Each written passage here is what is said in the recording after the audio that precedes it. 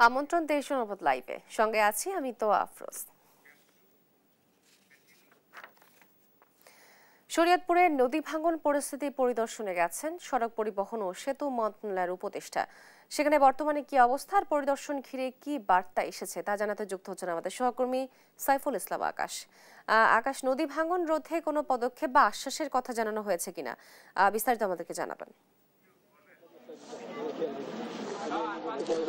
তো বাংলাদেশ সেতু কর্তৃপক্ষ কিন্তু 2012 সালে 110 কোটি টাকা ব্যয় কিন্তু এই যে বাঁধটি রয়েছে পদ্মা সেতু কনস্ট্রাকশন ইয়ার্ড, এই বাঁধটি কিন্তু তারা নির্মাণ করেছিল। এর পরবর্তীতে কিন্তু গত বছর বর্ষার কারণে পানির স্রোত বৃদ্ধি পাওয়ার কারণে কিন্তু এই কনস্ট্রাকশন যে বাঁধটি রয়েছে, বাঁধের মাটি সরে যাওয়ার ফলে কিন্তু এখানে যে বাঁধটি ভেঙে যায় এবং এখানে এই যে ঈদের সময় কিন্তু এই বাঁধ ভেঙে যাওয়ার পরে এই স্থানীয়রা অনেকটা আতঙ্কিত হয়ে থাকে। আমরা এদিকটা যদি দেখাই সেক্ষেত্রে কিন্তু আজকে কিছুক্ষণ আগে যিনি কিনা রয়েছেন আমাদের সড়ক পরিবহন ও সেতু মন্ত্রণালয়ের উপদেষ্টা মোহাম্মদ ফাউজুল করিম খান ও অর্থ মন্ত্রণালয়ের উপদেষ্টা ডক্টর সালাউদ্দিন আহমেদ, তারা কিন্তু নৌপথে এই পদ্মা সেতুর যে কনস্ট্রাকশন ইয়ার্ড বাঁধটি রয়েছে সেটি কিন্তু তারা পরিদর্শন করেছে এবং পদ্মা পাড়ের মানুষদের সাথে কিন্তু তারা কোনো কথোপকথন করেনি।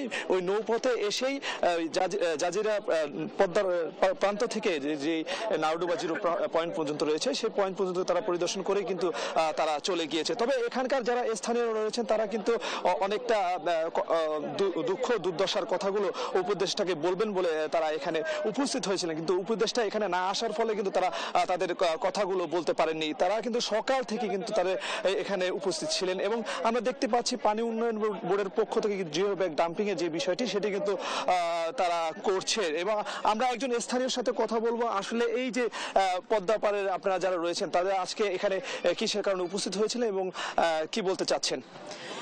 আমরা সকাল থেকে ওদের আগ্রহ নিয়ে বসেছিলাম যে উপদেষ্টারা আসবে, আমাদের নদীর পাড়ে মানুষ, আমরা দুঃখে সুখে দু একটা কথা বলবো। কিন্তু আমাদের দুর্ভাগ্য যে জনপ্রতিনিধি না হলে যেটা হয়, তারা মনে হচ্ছে যে তারা নদী ভ্রমণে আসছে, তারা নদীর মাছ থেকে কোনো রকম চোখের দেখা দেখে আমাদের চলে গেল। আমরা যে কতটা দুঃখে অসহায় দিন পার করতেছি তারা একটু শোনার সময় পেল না, আমাদের কাছে আসার একটা সময় তাদের হলো না। তারা জাস্ট ফ্যামিলি নিয়ে আসলো, নদী ভ্রমণ করে চলে গেল। এটা আমরা আসলে এখানে আমরা হাজার হাজার লোক জড়ো হয়েছিলাম যে আমরা তাদের সাথে দু একটা কথা বলবো, মনের ভাব প্রকাশ করব, আমাদের যে আশা যে আমাদের একটা স্থায়ী বেরিবাদ চাই সেই কথাগুলো তুলে ধরবো, কিন্তু আমাদের সেই ভাগ্যটা হলো না। ঠিক আছে, আমরা খুবই হতাশাগ্রস্ত। যাই হোক, আমরা এখন চাই আমাদের স্থায়ী বেরিবাদ দিয়ে আমাদের অন্তত আমাদের রক্ষা করা হোক। জি, ধন্যবাদ আপনাকে। শুনছিলেন একজন স্থানীয় কথা। পাশাপাশি এখানকার স্থানীয়রা যারা এখান থেকে ঘরবাড়ি এবং দোকানপাট সরিয়ে নিয়েছে তারা কিন্তু একটি কথা বলেছে, জেলা প্রশাসনের পক্ষ থেকে যিনি কিনা জেলা প্রশাসক রয়েছেন মোহাম্মদ আশরাফুদ্দিন, তিনি কিন্তু এখানে পরিদর্শন করে গিয়েছেন, কিন্তু তাদেরকে কিন্তু আর্থিকভাবে তাদের কোনো সহযোগিতা করেনি এবং এখান থেকে সরিয়ে নেওয়ার ক্ষেত্রে কিন্তু তাদের কোনো সহযোগিতা তারা পাননি। তবে তারা চাচ্ছে যে এই অন্তর্বর্তী সরকারের কাছে এই পদ্মার পাড়ের মানুষরা কিন্তু তাদের দুঃখ দুর্দশার গুলো বলতে এবং অতি দ্রুতই যেন এই স্থায়ী বেড়িবাঁধ করে দেওয়া হয় জাজিরা প্রান্তে। এই ছিল শরীয়তপুরের নাওডুবা জিরো পয়েন্ট থেকে সর্বশেষ। তোয়া আকাশ, আপনাকে ধন্যবাদ। দর্শক, শরীয়তপুর থেকে সরাসরি আমাদের সাথে যুক্ত ছিলেন আমাদের সহকর্মী সাইফুল ইসলাম আকাশ। নারায়ণগঞ্জে ঈদ শেষে ঘরমুখো মানুষের ফিরতি যাত্রা শুরু হয়েছে। এই যাত্রা কতটা স্বাচ্ছন্দ্যপূর্ণ আর কোথাও কোথাও কোনো ভোগান্তি রয়েছে কিনা তা জানাতে যুক্ত হচ্ছেন আমাদের সহকর্মী বিল্লাল হোসাইন। বিল্লাল, ফেরার পথে মানুষের যাত্রা কেমন চলছে? ঘাট বা সড়ক পথে কোনো চাপ বা সমস্যা দেখা যাচ্ছে কিনা বিস্তারিত জানাবেন। ঢাকা চট্টগ্রাম সিলেট এই দুই মহাসড়কে ঈদ ফিতরি যাত্রায় মানুষ কিন্তু স্বস্তিতেই রাজধানীর পথে ফিরছেন, অর্থাৎ পরিবার পরিজনের সঙ্গে ঈদ শেষে যারাই আসলে কর্মস্থলে ফেরার উদ্দেশ্যে পূর্ব দক্ষিণ অঞ্চল থেকে বিভিন্ন দূরপাল্লার যানবাহনে করে রওনা হচ্ছেন, তারা কিন্তু এই ঢাকা চট্টগ্রাম মহাসড়কে যানজট এবং দুর্ভোগ এড়িয়ে স্বস্তিতেই তাদের কর্মস্থলে ফেরার জন্য এই মহাসড়কে রাজধানীর দিকে ফিরতে পারছেন। আমরা ঢাকা চট্টগ্রাম মহাসড়ক মহাসড়কের সাইনবোর্ড, শিমরাইল, মেঘনা এসব এলাকায় যেই বাস স্ট্যান্ডগুলো রয়েছে সেখানে দেখেছি যে মানুষ একেবারে নির্বিঘ্নেই যানজট এড়িয়ে কিন্তু ফিরতে পারছেন। একই অবস্থা ঢাকা সিলেট মহাসড়কে, তবে এই সড়কের তারাবো বিশ্ব রোড এবং বরাবো এই দুটি এলাকাতে সেখানে সড়কের বেহাল দশার কারণে যানবাহন কিছুটা ধীরগতিতে চলছে, কিন্তু পুরো সড়কে আসলে বলা যায় যে যেই ধরনের দুর্ভোগ কিংবা ভোগান্তি সেটি কিন্তু হয়নি, মানুষ স্বস্তিতেই ফিরতে পারছে। এই মুহূর্তে আমরা মহাসড়কের কাঁচপুর এলাকাতে আছি। আমরা একটু দেখাতে চাই যে ঈদের আগে যেভাবে হাইওয়ে পুলিশের সদস্যরা যাত্রীদের দুর্ভোগ যাতে না হয়, নির্বিঘ্ন যাত্রা হয় সেই জন্য কাজ করে যাচ্ছিলেন, ঠিক এখনো কিন্তু তাদের তৎপরতা চালিয়ে যাচ্ছেন। অর্থাৎ মহাসড়কের বিভিন্ন পয়েন্টে হাইওয়ে পুলিশের সদস্যদের যে অবস্থান সেটি কিন্তু আমরা আজকেও দেখেছি। এবং ঈদ ফিরতি যাত্রায় আসলে হাইওয়ে পুলিশ কি কি ধরনের ব্যবস্থা রেখেছে যাত্রীদের দুর্ভোগ এড়াতে সে বিষয়ে জানবো কাঁচপুর হাইওয়ে থানার ওসি ওয়াহিদুজ্জামানের কাছ থেকে। আপনাদের আসলে এই মুহূর্তের পদক্ষেপগুলো কি কি নিয়েছে? জি, ধন্যবাদ আপনাকে, দেশ টিভিকে ধন্যবাদ। তো আমাদের যে ঈদের পূর্বে যে জনসাধারণের বাড়িতে যাওয়ার যে ব্যবস্থা রাখা হয়েছিল, আমাদের এই ব্যবস্থা রাখা হয়েছে। এবং আপনারা জানেন হাইওয়ে পুলিশ সার্বক্ষণিক রাস্তা থেকে জনগণকে সেবা দিয়ে যাচ্ছে এবং আমাদের ব্যবস্থা সে একই আছে। লোকবল এবং পেট্রোল টিম সব রাস্তায় কাজ করতেছে। এখন পর্যন্ত সেইভাবে লোকজন আসা শুরু হয়নি। আপনারা দেখতে পাচ্ছেন মহাসড়কটা কিন্তু এখনো সেই স্বাভাবিক যে আমাদের যে গাড়ির চাপ থাকে সেই চাপ এখনো শুরু হয়নি। হয়তো আর কিছুদিন গেলে জনসাধারণ যখন তাদের কর্মক্ষেত্রে ফেরত আসবে তখন হয়তো চাপটা বাড়বে। আপাতত আমাদের এখানে তেমন একটা গাড়ির চাপ নেই। আমাদের হাইওয়ে পুলিশ রাস্তায় আছে, তারা কাজ করে যাচ্ছে। ধন্যবাদ। তো আরেকটি বিষয় যদি জানিয়ে রাখতে চাই, ঈদের ছুটি এখনো পর্যন্ত পুরোপুরি যেসব কলকারখানাগুলো রয়েছে এবং যে ধরনের সরকারি বেসরকারি প্রতিষ্ঠান রয়েছে সেগুলো এখনো পর্যন্ত পুরোপুরি শেষ না হওয়ার কারণে অনেকে আসলে এখনো বাড়িতে আছেন এবং যারাই আসলে মহাসড়ক হয়ে আগেভাগেই রাজধানীতে ফিরছেন তারাই মূলত এখন কিন্তু এই সড়কে রাজধানীতে ফিরছেন। তবে যেটি জানিয়ে রাখতে চাই যে এই দুই মহাসড়কে প্রতি বছর যে ঈদ যাত্রায় প্রায় কোটি মানুষ তাদের বাড়ির পথে ফিরেন, সেই মানুষ কিন্তু এখন ধীরে ধীরে রাজধানীর পথে ফিরতে শুরু করেছেন এবং এখন পর্যন্ত আসলে কোথাও যানজট কিংবা ভোগান্তির চিত্র আমরা দেখিনি। এ হচ্ছে আমার কাছে ঢাকা চট্টগ্রাম সিলেট মহাসড়ক নিয়ে এই মুহূর্তে সবশেষ পরিস্থিতি। তো বিলাল, আপনাকে ধন্যবাদ। দর্শক, নারায়ণগঞ্জ থেকে ঈদ যাত্রার ফিরতি খবরাখবর জানাচ্ছিলেন আমাদের সহকর্মী বিল্লাল হোসাইন। ঈদের ছুটি শেষে বরিশাল ও ভোলায় নৌপথে কর্মস্থলমুখ মানুষের ফিরতি যাত্রা শুরু হয়েছে। নদীপথে যাত্রীচাপ, লঞ্চঘাটের অবস্থা কিংবা কোনো ভোগান্তির চিত্র জানাতে যুক্ত হচ্ছেন সহকর্মী শাকিল মাহমুদ ও ছোটন সাহা। প্রথমেই যাচ্ছি বরিশালে। শাকিল, নৌঘাটগুলোতে যাত্রীচাপ কেমন দেখছেন, আমাদেরকে বিস্তারিত জানাবেন।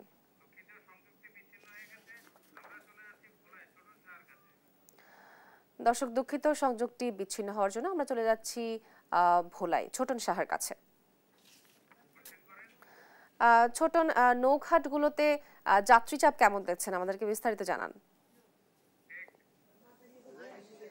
তো নৌপথে যেহেতু ঈদের প্রায় উদযাপন শেষ হয়ে গিয়েছে এবং এখন ঈদের আমেজও বলা যায় কেটে গিয়েছে, এখন কিন্তু কর্মস্থলে ফেরার পালা। এবং আমরা দেখেছি লঞ্চ ঘাটগুলোতে কিন্তু যাত্রীদের ভিড়। আমরা সকাল থেকে যেসব লঞ্চ লক্ষ্মীপুর, চট্টগ্রাম এবং ঢাকার উদ্দেশ্যে ছেড়ে গিয়েছে সেখানে আমরা দেখেছি উপচে পড়া ভিড় কিন্তু আমরা দেখেছি। এবং আমরা রয়েছি এখন ইলিশা লঞ্চ ঘাট এবং এখানেও যাত্রীদের যে অপেক্ষা, যাত্রীদের সাথে কথা বলেছি আমরা। যাত্রীরা বলছিলেন যে তাদের ঈদ উদযাপন শেষে তারা এখন কর্মস্থলের দিকে তারা ফিরতে শুরু করছেন। এবং যদিও লঞ্চ ঘাটগুলোতে যে সমস্ত লঞ্চ রয়েছে সেগুলো আসলে প্রয়োজনের তুলনায় খুবই অপ্রতুল, যে কারণে অতিরিক্ত যাত্রী বোঝাই হয়েই কিন্তু তাদের যেতে হচ্ছে। এবং যাত্রীরাও আমাদেরকে অভিযোগ করছিলেন, তারা অভিযোগ করে বলছিলেন যে তাদের কাছ থেকে অতিরিক্ত ভাড়াও কিন্তু নেওয়া হচ্ছে নৌযান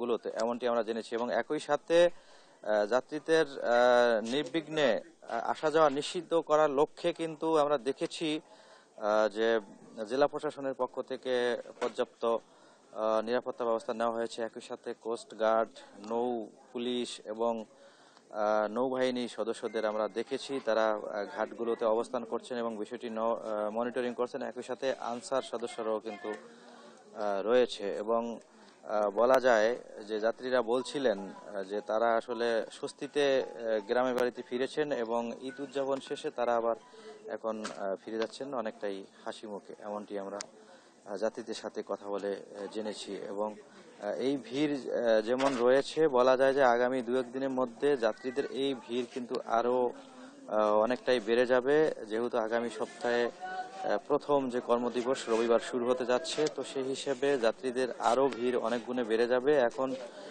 যে ভিড় পড়ছে সেটিও কোনো অংশে কম নয় এবং প্রত্যেকটি লঞ্চেই আমরা দেখছি যে যাত্রীদের চাপ রয়েছে এবং যাত্রীরা বলছিলেন যে তারা অনেকটাই স্বাচ্ছন্দ্যে কিন্তু তারা ফিরছেন, এমনটি কিন্তু আমাদেরকে বলছিলেন।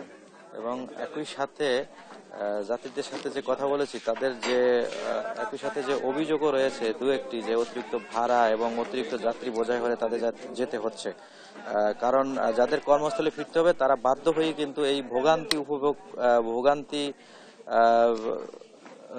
ভোগান্তির মধ্যেও কিন্তু তারা কর্মস্থলে ফেরার জন্য কিন্তু চেষ্টা করছেন এবং যারা নৌযান পাচ্ছেন না তারা অপেক্ষা করছেন পরবর্তী নৌযানে কিন্তু আবার রাজধানী ঢাকা, চট্টগ্রাম সহ বিভিন্ন দিকে কর্মস্থলের উদ্দেশ্যে যাচ্ছেন। তো এই যে অবস্থা, আমরা ইলিশা ঘাটে রয়েছি এবং ঘাটে যে অবস্থা দেখতে পাচ্ছি, একটু যাত্রীদের সাথে কথা বলতে চাই। আপনারা ঘাটে এসে কেমন দেখছেন পরিবেশ? জি আলহামদুলিল্লাহ ভালো। যাত্রীদের ভিড় পর্যাপ্ত পরিমাণ আছে, তো যাত্রীদের তুলনায় নৌযানটা একটু কম, এজন্য ওভারলোড হয়ে লঞ্চগুলো যেতে হয়, জীবনে রিস্ক নিয়ে যেতে হয়। যেহেতু আমাদের এই নদী পথে একটু উত্তাল থাকে প্রায় সময়, আবহাওয়া ঠিক থাকলেও নদীর একটু গরমই থাকে, এজন্য আমাদের নিরাপত্তা আর একটু ভালো হলে আশা করি ভোলাবাসের জন্য একটু সুন্দর হবে। ধন্যবাদ। যেমনটি শুনছিলাম, আমরা যদি আশপাশের যে অবস্থা একটু দেখাতে চাই, যে দেখতে পাচ্ছেন যে অনেক যাত্রী রয়েছে এখানে, আসলে তারা অপেক্ষমান রয়েছে, তারা পরবর্তী যে লঞ্চগুলো রয়েছে, যেহেতু এর আগের লঞ্চগুলোতে তারা যেতে পারেননি, পরবর্তী লঞ্চগুলোর জন্য তারা অপেক্ষা করছেন এবং এই ভিড় আরো ধীরে ধীরে বাড়ছে। আমরা স্থানীয় একজন সচেতন নাগরিকের সাথে কথা বলবো, জানতে চাইবো যে আসলে এই যে এটি তো দক্ষিণ পশ্চিমাঞ্চলে 21 জেলার যোগাযোগের মাধ্যম, তো এখানে যে লং সার্ভিস রয়েছে সেটিতে আপনারা সন্তুষ্ট কিনা, নাকি আরো বাড়ানো প্রয়োজন বলে মনে করছেন, যেহেতু ঈদের মৌসুমে যাত্রীদের চাপ বেশি থাকে? জি ধন্যবাদ দেশ টিভিকে। এখন কিন্তু একটি কালবৈশাখী মৌসুম চলে, আপনারা জানেন এই সময় কিন্তু নদী কিন্তু উত্তাল থাকে, যে কোনো সময় ঝড় জলোচ্ছ্বাস কিন্তু আসতে পারে। এর মধ্যে কিন্তু এই নৌযানগুলো কিন্তু চলাচল করে। ঈদের সবচেয়ে বড় একটি যে যাত্রীদের অনিরাপদ ঈদ মৌসুমে যে আরো নৌযান বাড়ানো প্রয়োজন কিনা, আসলে এই মৌসুমে কিন্তু ঈদে পর্যাপ্ত পরিমাণে কিন্তু নৌযান বাড়ানো উচিত আমরা মনে করি, না হলে কিন্তু যাত্রীরা কিন্তু অনিরাপদ নৌযানগুলো রয়েছে এগুলো কিন্তু জীবনের রিস্ক নিয়ে তারা কিন্তু যাচ্ছে। জি ধন্যবাদ। ধন্যবাদ আপনাকে। যেমনটি শুনছিলেন, আসলে যাত্রী সচেতন মানুষ এবং এলাকাবাসী তাদের সবাই কিন্তু আসলে একটাই দাবি, যে আসলে তারা বলছিলেন যে যেহেতু ঈদের সময়টা চলছে, এখন কর্মস্থলমুখী মানুষজন, তো সেই হিসেবেও কিন্তু নৌযান আরো বেশি বৃদ্ধির প্রয়োজন বলে তারা মনে করছেন এবং বিষয়টি জেলা প্রশাসনের কথা বলেছি, জেলা প্রশাসন থেকে বিষয়টি মনিটরিং করছে বলে এমনটি কিন্তু আমাদেরকে বলছিল। তো এ ছিল আমার কাছে যে নৌপথে যে কর্মস্থলমুখী হচ্ছেন মানুষ, তা নিয়ে সর্বশেষ তথ্য। ফিরছি স্টুডিওতে। তোয়া। ছোটন, আপনাকে ধন্যবাদ। দর্শক, এই বিষয়ে আমরা আরো জানতে চাই এবং এর জন্য আমরা চলে যাচ্ছি বরিশালে। সেখানে আছেন আমাদের সহকর্মী শাকিল। শাকিল, নৌঘাটগুলোতে যাত্রী চাপ কেমন দেখছেন, বিস্তারিত আমাদেরকে জানান। দেখুন, বরিশাল থেকে কিন্তু যে লঞ্চগুলো প্রতিনিয়ত ঢাকা যাচ্ছে, সেই লঞ্চের সংখ্যা কিন্তু বেড়েই চলেছে দিন যত যাচ্ছে, এবং যারা ঈদের পরে আসলে কর্মস্থলে যে মানুষের যে চাপ কর্মস্থলে ফেরার, তাও কিন্তু প্রতিনিয়তই বাড়ছে। এই বরিশাল থেকে ঢাকা বরিশাল রুটে আগে প্রতিদিন 2টি লঞ্চ চলাচল করলেও আজ কিন্তু প্রায় 8টি লঞ্চ এই বরিশাল থেকে ঢাকার উদ্দেশ্যে ছেড়ে যাবে, এবং এগুলো কিন্তু এরই মধ্যে আপনি দেখছেন যে সারিবদ্ধভাবে কিন্তু নোঙর করে রাখা হয়েছে। এর পাশাপাশি অভ্যন্তরীণ রুটের যে লঞ্চগুলো আছে, সেই অভ্যন্তরীণ রুটের লঞ্চগুলো কিন্তু যাত্রী আমরা দেখছি যে অনেক বেশি, কারণ অনেকেই আসলে ছুটি শেষ হওয়ার কিছুটা আগে ভাগেই তাদের যে কর্মস্থল সেখানে তারা যেতে শুরু করেছে এবং ভোলা, লক্ষ্মীপুর, মেহেন্দিগঞ্জ থেকে কিন্তু আসলে লোকজন প্রতিনিয়তই বরিশালে আসছে এবং সড়ক পথে এবং নৌপথে কিন্তু তারা তাদের যে কর্মস্থল সেখানে কিন্তু ফিরছে। তবে সমস্যা যেটা হয়েছে যে যাত্রীদের অভিযোগ যে আসলে ভাড়া বাড়তি নেওয়া হচ্ছে, যেমন অভ্যন্তরীণ রুটগুলোতে আসলে বিভিন্ন জায়গায় 50 থেকে 100 টাকা যেমন ভাড়া বৃদ্ধি করা হয়েছে বলে যাত্রীরা অভিযোগ করছে, ঠিক তেমনি ঢাকা বরিশাল রুটেও কিন্তু ভাড়া বাড়ানো হয়েছে বলে যাত্রীরা অভিযোগ করছে। এর আগে ঢাকা বরিশাল রুটে ডেকের ভাড়া ছিল মাত্র 300 টাকা, সেখানে 100 টাকা বাড়িয়ে এখন 400 টাকা করা হয়েছে।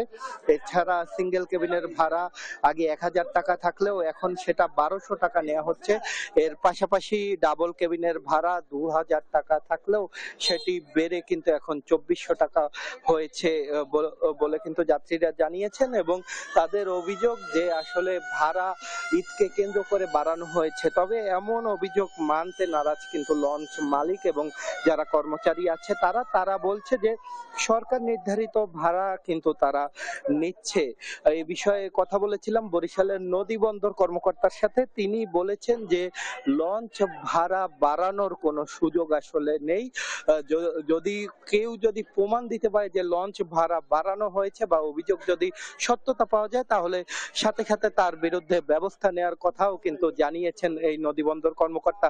তিনি আরো বলেছেন যে সরকার নির্ধারিত যে ভাড়া, আগে ঢাকা বরিশাল রুটে ডেকের সরকার নির্ধারিত ভাড়াই 404 টাকা। এছাড়া কেবিনের ভাড়াও সরকার নির্ধারিত ভাড়া অনেক বেশি। তবে লঞ্চ মালিক এবং লঞ্চের যারা কর্মচারী আছে তারা যাত্রীদের সুবিধার কারণে আগে কিন্তু লঞ্চ ভাড়া কমিয়ে রাখতো নির্দিষ্ট ভাড়ার থেকে। তবে এবার আসলে সরকার নির্ধারিত যে ভাড়াটি আছে সেটি ঈদ উপলক্ষে তারা নিচ্ছে বলে কিন্তু এই নদী বন্দর কর্মকর্তা জানিয়েছেন। কেউ যদি আসলে এর পরও আসলে ভাড়া বেশি নেওয়ার যদি অভিযোগ দেয় তাহলে কিন্তু তার বিরুদ্ধে ব্যবস্থা নেওয়ার কথা জানিয়েছে কিন্তু এই বিএডব্লিউটি। এদিকে এই ঈদ যাত্রা যাতে কোনো ধরনের সমস্যা না হয় এই কারণে কিন্তু আমরা দেখছি যে কোস্টগার্ড, নৌ পুলিশ সহ আইন শৃঙ্খলা বাহিনী কিন্তু সব জায়গায় কাজ করছে। তবে নতুল্লাবাদ যে কেন্দ্রীয় বাস টার্মিনাল আছে, সড়ক পথের যে যাত্রী যারা আছে তারাও কিন্তু অভিযোগ করেছে যে সড়ক পথের যে বাসগুলো আছে সেখানেও কিন্তু আসলে ভাড়া বেশি নেওয়া হচ্ছে বলে কিন্তু যাত্রীরা অভিযোগ করেছে। তো বরিশাল থেকে এতটুকুই ছিল আমার কাছে থাকা সবশেষ। শাকিল, আপনাকে ধন্যবাদ। দর্শক, বরিশাল থেকে আমাদের সাথে যুক্ত ছিলেন আমাদের সহকর্মী শাকিল আহমেদ। দেখছেন দেশ জনপদ লাইভ।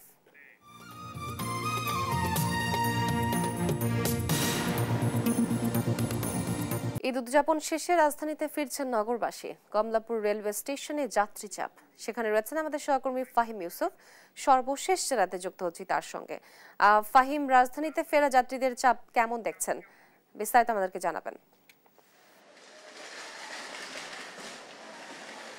তো আর রাজধানীর কমলাপুর স্টেশনে কিন্তু ভোর থেকেই ঘরের বাড়ির যে মায়া, সে মায়া ত্যাগ করে মানুষজন ঘরে ফিরতে শুরু করেছে। ঢাকার এবং ঢাকার আশপাশের যে সকল বাসিন্দারা রয়েছেন তারা কিন্তু ঈদের যে উদযাপন, সেই ঈদের উদযাপন পরিবারের সঙ্গে কাটিয়েছেন। ঈদুল আজহা সম্পন্ন করে কিন্তু তারা একে একে আসছেন এবং সকাল থেকেই এক ধরনের চাপ লক্ষ্য করা গেছে। তবে আমি যদি একটু বলি যে ঈদে বাড়ি ফেরার যে চাপটা আশানুরূপ হওয়ার কথা সেই তুলনায় কিন্তু অনেকটাই কম। আমরা ধারণা করছি যে এখনও ঈদুল আজহার যেহেতু সম্পূর্ণ ছুটি শেষ হয়নি, সরকারি ছুটি অনুযায়ী কিন্তু এখনও বেশ কয়েকদিন বাকি রয়েছে। এবারের ঈদুল আজহার লম্বা একটি ছুটি হওয়ায় কিন্তু আশা করা যাচ্ছে সামনে মানুষের চাপ আরও অনেকখানি বাড়বে। এখন পর্যন্ত কিন্তু মানুষের যে চাপ সেটি আশানুরূপ এবং আগে থেকে যে সকল টিকিট কেটে রেখেছিলেন যাত্রীরা, সেই টিকিট অনুযায়ী কিন্তু যাত্রীরা আসছেন। এখন পর্যন্ত কিন্তু অতিরিক্ত যে ভিড় হওয়ার কথা, ট্রেনের ছাদে অনেক সময় আমরা যাত্রী দেখতে পাই, সে ধরনের কোনো ঘটনা দেখা যায়নি। ট্রেনটি দেখা যায় যে সিটগুলো ভরে অনেক কিছু যাত্রী হয়তো স্ট্যান্ডিং টিকিট কেটে এসেছেন। এছাড়া সার্বিকভাবে এখানে কিন্তু যাত্রীর চাপ অন্যান্য সময়ের তুলনায় অনেকটা কমই লক্ষ্য করা গেছে। তবে আশা করা যাচ্ছে যত সময় সময় যাবে তত কিন্তু এই চাপ আস্তে আস্তে বাড়তে শুরু করবে। এছাড়া আমি যদি একটু বলে রাখি যে যাত্রীদের সঙ্গে কথা বলে আমরা যেটি জানতে পেরেছি, এখন পর্যন্ত যাত্রীরা তেমন কোনো ভোগান্তির শিকার হয়নি, যেহেতু এখন পর্যন্ত যাত্রীদের ভিড় বাড়েনি অথবা চাপ অনেকটা কম লক্ষ্য করা গেছে, সেই হিসেবে তাদের যে ভোগান্তি, তেমন কোনো ভোগান্তির কোনো কথা আমরা অভিযোগ পাইনি। এছাড়া কমলাপুর স্টেশনের যে স্টেশন ম্যানেজার সহ ম্যানেজমেন্টে যারা রয়েছেন তাদের সঙ্গে কথা বলে যেটি জানতে পেরেছি, তাদের মতে এখন পর্যন্ত তাদের যে ম্যানেজমেন্ট সেটি করতে তেমন কোনো হিমশিম খেতে হয়নি। সার্বিকভাবে এখানকার যে কমলাপুরের অবস্থা এটি সার্বিকভাবে এখন পর্যন্ত খুবই স্বাভাবিক রয়েছে। তবে আশা করা যাচ্ছে যত সময় গড়াবে, যত ঈদুল আজহার যে ছুটি, সেই সরকারি ছুটি যত কমে আসবে অথবা অফিস আদালতগুলো খুলতে শুরু করবে, ততদিনে কিন্তু এই যে চাপ এটি আস্তে আস্তে বাড়তে শুরু করবে। এই ছিল রাজধানীর কমলাপুর থেকে সর্বশেষ দোয়া। ফাহিম, আপনাকে ধন্যবাদ। দর্শক, ঈদ উদযাপন শেষে রাজধানীতে ফিরছেন নগরবাসী। এ বিষয়ে বিস্তারিত জানাতে কমলাপুর রেলওয়ে স্টেশন থেকে আমাদের সাথে যুক্ত ছিলেন আমাদের সহকর্মী ফাহিম ইউসুফ। সিরাজগঞ্জে আকস্মিক বন্যায় ডুবে গেছে চলনবিল এলাকার বিস্তীর্ণ জমির পাকা ধান। হঠাৎ বন্যার পানিতে মারাত্মক ক্ষতির মুখে পড়েছেন এলাকার কৃষকরা। এ অবস্থায় মাঠ পর্যায়ে চিত্র জানাতে এখনই আমাদের সাথে যুক্ত হচ্ছেন আমাদের সহকর্মী শুভ কুমার ঘোষ। শুভ, চলনবিল এলাকার ক্ষয়ক্ষতির মাত্রা কতটা ভয়াবহ এবং কৃষকরা কি বলছেন এ বিষয়ে বিস্তারিত আমাদেরকে জানাবেন। এই শস্য ভান্ডার খ্যাত এই চলনবিলে এই বছরে কিন্তু যে আগাম বন্যা হয়েছে, সেই আগাম বন্যায় হাজার হাজার বিঘা ফসলি জমির কিন্তু ধান, যেটা বোরো ধান, সেই বোরো ধান প্লাবিত হয়েছে। এই বোরো ধান প্লাবিত হওয়ার ফলে যে কৃষক তারা তড়িঘড়ি করে কিন্তু তারা ফসল তোলার চেষ্টা করেছেন, কিন্তু তারা সেইভাবে ফসলগুলো তুলতে পারেননি। এখনো অনেক জমি আছে যারা কিন্তু ধানই কাটতে পারেননি, এবং যে ধানগুলো কাটা হয়েছে তার মধ্যে অর্ধেকের বেশি জমি ধান কিন্তু ক্ষতিগ্রস্ত হয়েছে, যে ধান স্বাভাবিক যে ধান সেই ধানটি পাননি। অনেক ধানই কিন্তু এখন বীজ গজিয়ে গিয়েছে, ফলে মারাত্মকভাবে কিন্তু ক্ষতিগ্রস্ত হয়েছেন কৃষক। আমরা আছি সিরাজগঞ্জের তাড়াশ উপজেলার মাগুরা বিনোদ গ্রামে। আপনি দেখতে পাচ্ছেন এই বিস্তীর্ণ এলাকাটাই কিন্তু চলনবিল। আমরা মাগুরা গ্রামে এখানে কৃষকদের সঙ্গে কথা বলেছি যে কি ধরনের ক্ষতিগ্রস্ত তারা হয়েছেন। তারা কিন্তু জানিয়েছেন যে হাজার হাজার বিঘা জমির ধান এখনো অনেকে কাটতে পারেননি। পিছনে আব্দুল মজিদ নামে একজন কৃষক আছেন, যিনি কিন্তু 5 বিঘা জমিতে ধান লাগিয়েছিলেন, একটি ধানও কিন্তু এখন পর্যন্ত কাটতে পারেনি। আমরা একটু প্রান্তিক কৃষকদের সঙ্গে কথা বলবো, কি ধরনের ক্ষতিগ্রস্ত হয়েছেন আপনারা? মোটামুটি 3.5 মণ ধান, এটা 0.5% বেচা লাগবে। আর যে ধান সব গোজা গেছে, মানুষ বেতন গোজা গেছে। হ্যাঁ, প্রচুর পরিমাণ ক্ষতি। আমাদের যে ক্ষতি হয়েছে, ক্ষতিটা আল্লাহ তাআলা গজব দিতে বলতে পারতেছি না। আমাদের যে ক্ষতি হয়েছে, আমার এক ভাই ধান কাটতে পারেনি আজ পর্যন্ত, আমার মেজো ভাই ধান আজ পর্যন্ত বাইরে তুলতে পারেনি। খুব দুঃখজনক বিষয়, আমাদের ধান আজ পর্যন্ত বাইরে নিতে পারেনি। আমার ভাই শরীরটা দেখলে আমার ভাই মনে হয় ওখান থেকে স্ট্রোক করে মরে যাবে। আমার তার মুখ দিয়ে তাকালে আমার কান্দন আসে, দেখলে ভাইটা দেখলে কান্দন আসে। আমার মেজো ভাই আব্দুল মজিদ, তার ধানটা এখনো কাটতে পারে নাই। আসলে কৃষকরা কতটা ক্ষতিগ্রস্ত হয়েছেন তাদের কথাই কিন্তু পরিষ্কার। আমরা কয়েকদিন হলো এই কৃষকদের সঙ্গে কথা বলে কিন্তু জানতে পেরেছি যে উপজেলা কৃষক দলের যারা নেতৃবৃন্দ আছেন, উপজেলা কৃষক দলের সভাপতির নেতৃত্বে, গোপাল চন্দ্র ঘোষের নেতৃত্বে কিন্তু তারা বিভিন্ন প্রান্তের কৃষকদের কাছে গিয়েছেন, খোঁজ খবর নিয়েছেন। আপনার কাছে পুরো তথ্য আছে এলাকার, কি ধরনের ক্ষতিগ্রস্ত হয়েছে কৃষক? এইখানে কৃষকের ক্ষতির পরিমাণটা এতই ব্যাপক যে কৃষকদের কাছে যাওয়াই যাচ্ছে না, তারা কান্নায় ফেটে পড়তেছে। আমরা কৃষক নেতা, আমরাও দুঃখিত, আমরা এদের সাথে ব্যথিত। আমরা প্রায় দিন ওনাদের কাছে এসে খোঁজ খবর নিচ্ছি। অনেক ধান পানির নিচে নিমজ্জিত অবস্থায় আছে, সেগুলো কাটতে পারতেছে না। যেগুলো কেটেছে সেগুলো সে ধানের ভিতরে চারা গজিয়ে গেছে, তাদের অবস্থা অত্যন্ত নাজুক। আমরা সরকার বাহাদুরের কাছে ইতিপূর্বেও দাবি করেছি যে আমাদের কৃষকদের যেন এই চলনবিলবাসীর বা চলনবিলের কৃষকদের যেন ক্ষতিপূরণ দেওয়া হয়, এবং আগামী দিনে এই আবাদ বদল ঠিক মতো করতে পারে সেজন্য কৃষি উপকরণ যা কিছু দরকার সেটা দিতে হবে।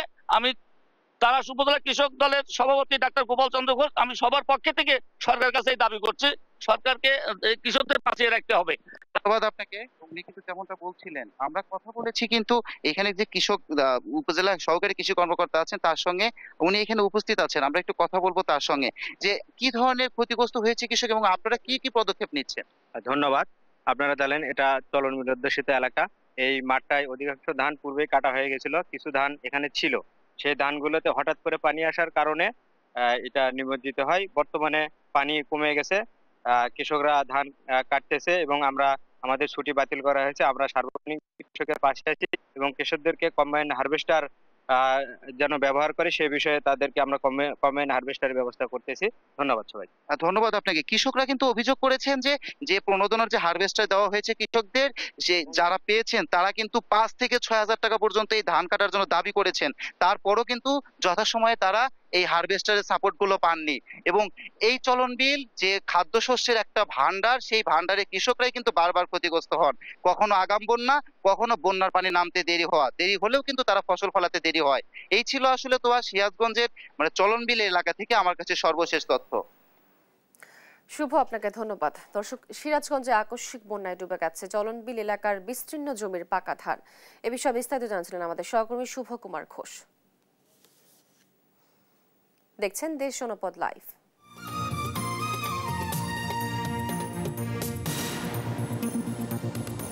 লালমনিরহাটে তীব্র গরমে অতিষ্ঠ হয়ে উঠেছে জনজীবন। দাবদাহের মধ্যে দুর্ভোগে পড়েছেন খেটে খাওয়া মানুষেরা। এই পরিস্থিতি সম্পর্কে আরো জানাতে এখনই আমাদের সাথে যুক্ত হচ্ছেন সহকর্মী জামাল বাদশা। জামাল, গরমের পরিস্থিতি কতটা ভয়াবহ আকার ধারণ করেছে এবং সাধারণ মানুষের দৈনন্দিন জীবনে কি ধরনের প্রভাব পড়েছে জানাবেন আমাদেরকে। লালমনিরহাটে গত কয়েকদিন ধরে কিন্তু একেবারে রোদের তীব্রতা এবং গরমের তীব্রতায় মানুষের জনজীবন বিপর্যস্ত হয়ে পড়েছে এবং এই তীব্র গরমে যে হাঁসফাঁস অবস্থা, বিশেষ করে যারা খেটে খাওয়া দিনমজুর সাধারণ মানুষ রয়েছে তাদের গতকালকে 37.9 ডিগ্রি সেলসিয়াস তাপমাত্রা লালমনিরহাটে ছিল, যা আমাদেরকে লালমনিরহাটের আবহাওয়া অধিদপ্তর জানিয়েছে। এবং এই তাপমাত্রাই কিন্তু লালমনিরহাটের চলতি মৌসুমে সর্বোচ্চ তাপমাত্রা ছিল এবং আজকেও কিন্তু একই ধরনের তাপমাত্রা রয়েছে এবং আগামী 13 তারিখ পর্যন্ত এই একই ধরনের মৃদু তাপপ্রবাহ কিন্তু চলমান থাকবে। আমরা এই তীব্র তাপপ্রবাহে লালমনিরহাট শহরের বিভিন্ন এলাকা ঘুরে দেখেছি। আসলে সাধারণ যে মানুষজন রয়েছে তারা কিন্তু খুব একটি প্রয়োজন ছাড়া ঘর ছাড়ছেন না। এই পরামর্শ কিন্তু লালমনিরহাটের সদর হাসপাতালের চিকিৎসকরাও দিয়েছেন এবং হাসপাতালের আউটডোর ঘুরেও আমরা দেখেছিলাম যে আজকে কিন্তু গত কয়েকদিনের তুলনায় আউটডোরে ডায়রিয়া সহ ওই যে গরমে যে রোগগুলো হয়ে থাকে সেই রোগীর চাপ কিন্তু কিছুটা আসলে বৃদ্ধি পেয়েছে। এছাড়া কিন্তু সড়কেও খুব একটি যানজট নেই। অন্যান্য সময় এই লালমনিরহাটের প্রাণকেন্দ্র মিশন মোড় চত্বরে কিন্তু একেবারে লোক সমাগমে ভরপুর থাকে, বিশেষ করে ব্যাটারি চালিত অটোরিকশা এবং জেলার 4 উপজেলা থেকে এই লালমনিরহাট জেলা শহরের মানুষজন কিন্তু খুবই আশায় লোক সমাগমে একদম ভরপুর থাকে। কিন্তু সেটি এই তীব্র গরমের কারণে কিন্তু একেবারে বলা যায় জনশূন্য পরিস্থিতি তৈরি হয়েছে। সব মিলিয়ে যদি বলতে চাই, এই মৃদু তাপপ্রবাহে কিন্তু একেবারে জনজীবন বিপর্যস্ত হয়ে পড়েছে এবং আজকে কিন্তু এখনো তাপমাত্রার কি পরিমাণ পারদ উঠেছে সেটি কিন্তু আমাদেরকে আবহাওয়া অধিদপ্তর না জানালেও গতকালকের মতোই কিন্তু আজকে এই তাপমাত্রা বিরাজ করছে বলে আমাদেরকে জানিয়েছে এবং একই ধরনের তাপমাত্রা আগামী 13 তারিখ পর্যন্ত কিন্তু এই লালমনিরহাট সহ আশপাশের যে এলাকাগুলো রয়েছে সেগুলোতে বিরাজ করবে। এই তীব্র গরমে কিন্তু যে বিশেষ করে বয়োজ্যেষ্ঠ এবং সাধারণ যে ছোট্ট শিশুরা রয়েছে তারা যাতে ঘর থেকে প্রয়োজন ছাড়া বাহিরে না যায় সেই ধরনের পরামর্শ কিন্তু চিকিৎসকরাও দিয়েছেন। সব মিলিয়ে এই ছিল লালমনিরহাট থেকে তীব্র এই গরমের সর্বশেষ খবর। তোয়া, আপনাকে ধন্যবাদ। দর্শক, লালমনিরহাটে তীব্র গরমে অতিষ্ঠ হয়ে উঠেছে জনজীবন। এই পরিস্থিতি সম্পর্কে বিস্তারিত জানাচ্ছিলেন আমাদের সহকর্মী জামাল বাদশা। দেখছেন দেশ জনপদ লাইভ।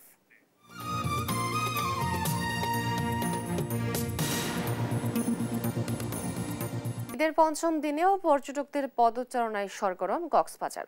উপচে পড়া ভিড় বেলাভূমিতে। আরো জানাতে যুক্ত হচ্ছেন সহকর্মী আব্দুর রহমান। আব্দুর রহমান, পর্যটকদের নিরাপত্তা জোরদারে কোনো পদক্ষেপ নেওয়া হয়েছে কিনা জানাবেন আমাদেরকে।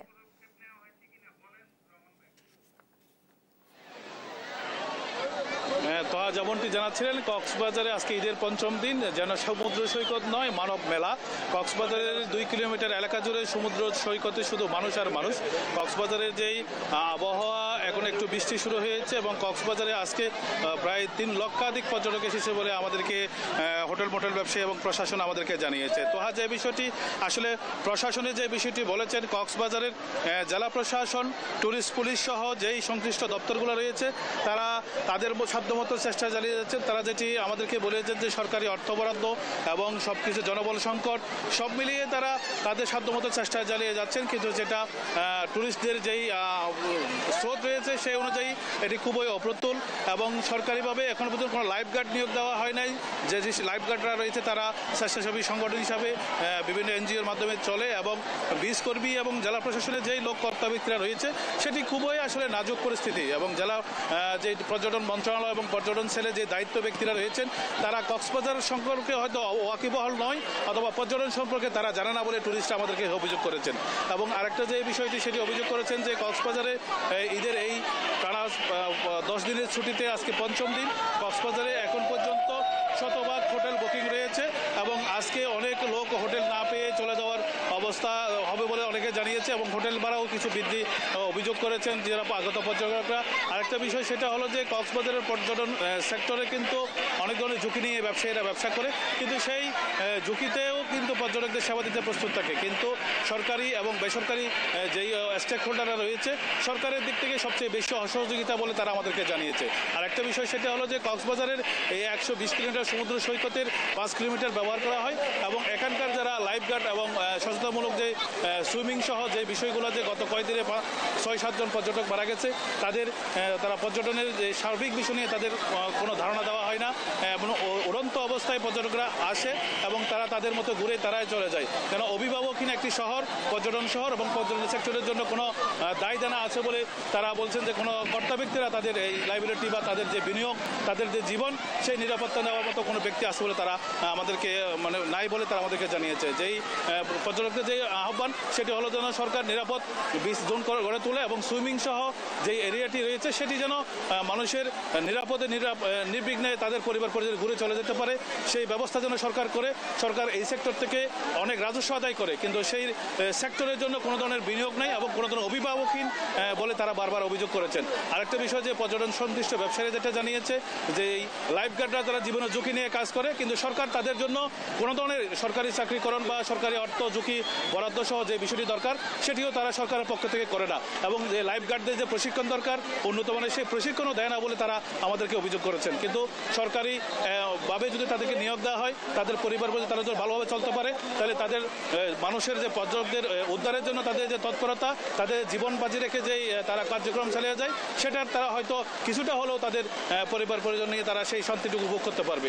আর যে একটা বিষয় সেটা হলো যে কক্সবাজারের যেই বিভিন্ন পর্যটন স্পটগুলো রয়েছে সেখানে লোকারণ্য এবং এই লোকারণ্য আগামী শুক্রবার পর্যন্ত থাকবে বলে পর্যটন সংস্থা জানিয়েছে এবং কক্সবাজারের শামুক, ঝিনুক, শুটকি সহ যে ব্যবসায়ীরা রয়েছে তারা জানিয়েছে যে তারা এবারে সর্বোচ্চ ব্যবসা হবে বলে তারা আশা করতেছে এবং এই পর্যটন দল আগামী শুক্রবার অব্যাহত থাকবে বলে যদি হয় তাহলে তারা তাদের যেই ঘূর্ণিঝড়টুকু যেই রয়েছে সেটাকে হলো এটাই ছিল আমার কাছে সর্বশেষ তোহা।